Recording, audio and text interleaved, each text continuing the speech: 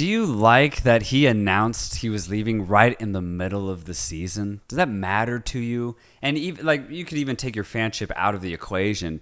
Is it right for a storied coach to announce they're leaving right in the middle of a grueling season? Wouldn't you want to wait maybe till the end and just maybe not even announce it after the season's done, after all is settled? Maybe you win it, maybe you don't. Maybe then you're like, all right, by the way, guys, this was it for me. I'm out of here. Like, I don't know. I think it's kind of... If you're Klopp, yes. If you're Xavi, no. That's what he did, bro. Xavi's leaving as well.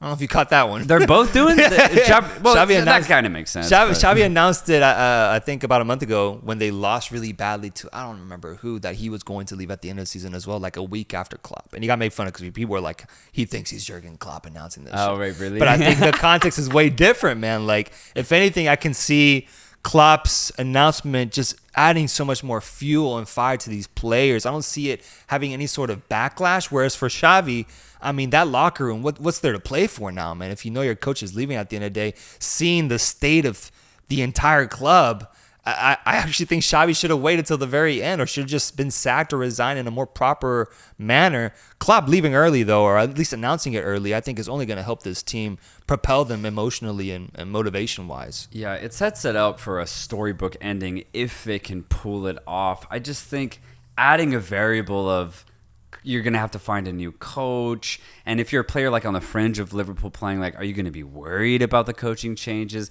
Does it matter if you excel for Klopp now? Like, I think it's kind of weird. And then also, I don't think the players would get nervous because these are professionals. But what if it gets really, really dramatic at a certain point when you're playing Manchester City in March and the game's 1-1 and for some reason you start thinking of good old Jurgen Klopp in your head, you know, like, do you need that extra emotion? Would you want that? I don't know. Like, I just think it could get a little heavy at times. Maybe not even for the players, but for the fans themselves. Like, you're saying like if Liverpool gets second place, the players will feel like they failed? Not that they would, but there would just be some weird element of that. You know what I mean? Like, especially if it comes down to like a 2-3 point loss of the title. It'd be like, damn, we couldn't do it for Klopp, knowing that he had announced it 6 months earlier. Yeah, like, it'll hurt it's more, just for sure. It's just like an element of... It's risky. It's risky. Yeah, absolutely. I'm not saying... I don't think it's actually going to be bad because, like I said, I mean, these are one of the most professional athletes in the world playing right now at Liverpool. So I think they're going to be able to handle the pressure no problem. It's just like more of like an emotional element that gets added to this. It's going to be really interesting to see, especially, bro, if it comes down to the wire in the last like 4 games of the season. Oh, dude, it's going to be nuts. Yeah, I don't even want to think about that. No, I don't want to either. Their nerves are going to be just extra because of the context of what's going on. Yeah. But, I mean... Pep's going to miss him, man. Pep seems like he will, bro. Based off the quotes, he said that Jurgen Klopp is, at the end of the day, the best rival he's ever faced. And I think it is true. I think people will look at the titles or the numbers on a surface level and ask, how was there ever a rivalry with, you know, Man City winning, 4 of the last 5? Right, Liverpool only winning 1, but... 2 of those titles were by a fucking point, dude. And the Champions League bouts we saw, those matchups between both of them were some of the highest technical quality I've ever seen on a footballing pitch. I think Pep's going to absolutely 100% miss him, and I'm going to miss it. I'm going to miss seeing that rivalry because, to me, it made for one of the best matches we saw in world football. Yeah, and just to reminisce a little bit more on Klopp's time at Liverpool, man, like 9 years. 9 years at a club. And I remember when he was brought in, there was just so much, not even controversy, but just frustration with Liverpool because they'd almost won the title under Brendan Rodgers, but then they started to dip in form. And there was just kind of like a hopelessness about Liverpool because it was like, we had the best team with Luis Suarez. We couldn't do it. We couldn't have Champions League runs. This was our best team we've had in 20 years. Are we ever going to win it again? Is it going to be another 20-year drought before we have a chance to do it? And when Klopp came, there was immediate success. He got to Europa League final with the team that he inherited from Brendan Rodgers. They lost to Sevilla, right? But that was a legendary Sevilla side. Anybody would have lost them in the Europa League final. But just the fact that Jurgen Klopp, coming from Borussia Dortmund, already employing his tactics with a team that he didn't even pick out, there was immediate hope for Liverpool in that time. And then we saw what he did over the next 2 to 5 years at his time there, he built one of the best teams that Europe has ever seen, bringing in Mohamed Salah, Sadio Mane, Jordan Henderson comes into the fray. We see the emergence of Trent Alexander-Arnold, Andy Robertson, Virgil van Dijk. All those players became who they are under Jurgen Klopp. It's ridiculous. And then with that, Klopp won a Premier League. He did it. He did what a lot of Liverpool fans thought was going to be impossible. He brought a Premier League trophy to Liverpool. And then he also won the champ. I think winning the Champions League, that's a big one. Back-to-back appearances. Yes, back-to-back appearances. And it's why if you tell me that, was there a rivalry between Liverpool and Manchester City? I think you can definitely say there was because of those Champions League runs that they did those 2 years and also winning it one time and winning the Premier League. That was just one of the best teams to play the game was that 2-3 year period that Jurgen Klopp coached Liverpool. And what's crazy, man, is that that's his second phase.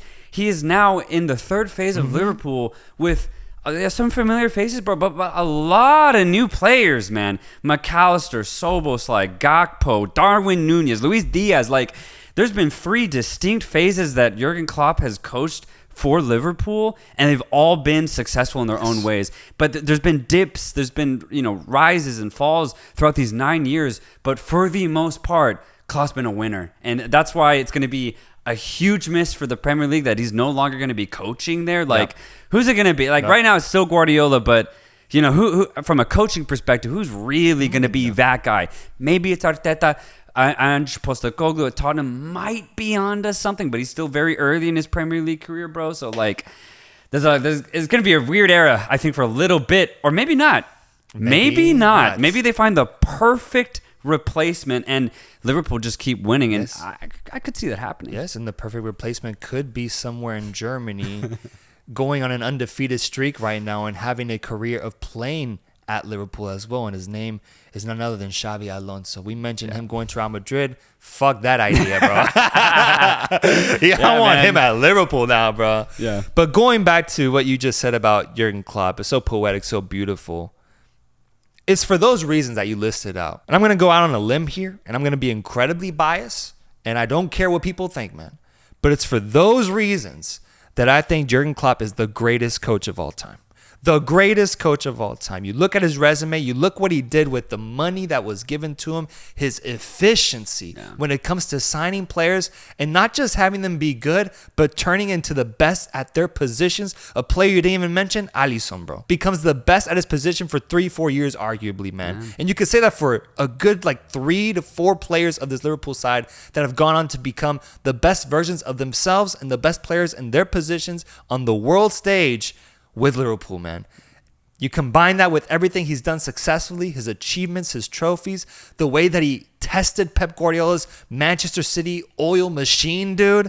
Like, to me, it's just so impressive. What he did with Mainz, what he did with Dortmund as well. Right. His career resume is one that's full of nothing but victories, man. So if you look at it, man, I do think he enters that conversation of Jose Mourinho, Pep Guardiola, Sir Alex Ferguson, man. Like, he's right up there. He's on that Mount Rushmore of coaching, in my opinion. And for me personally, I'm always going to think of him as the greatest coach of all time because I am a Liverpool fan, but just what he did with this team, the way he lifted them up from the ashes was something I've truly never seen before. So, yes. Yes.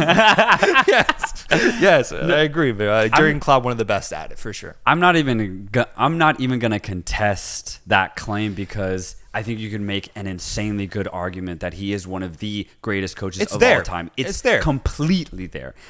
Even before Liverpool, you already said it, so successful at Mainz, but his tenure at Dortmund is still legendary. He's the last coach to have won the Bundesliga outside of a Bayern Munich team. He's the last one to do it. And what's crazy is that Xavi Alonso might win it this year, and then he might immediately go to Liverpool, which is like that'd be a crazy parallel. Yes, sir. If they're able to do it. And then even at Dortmund, winning back-to-back titles there, he also took that Dortmund team to a Champions League final. Yes. And if they had maybe a little bit more luck on their players being healthy, I remember Mario Götze was injured. Lewandowski had just weirdly announced that he was going to join Bayern Munich later after that season. It was weird. But he took that team to a Champions League final, man. And they could have won it. It was an insanely good team. all well drilled by Jurgen Klopp, man. And then with Mainz, he promoted them, I no? think he got them promoted, yeah. And they're still in the Bundesliga. My goodness, dude. Ridiculous resume. It's insane.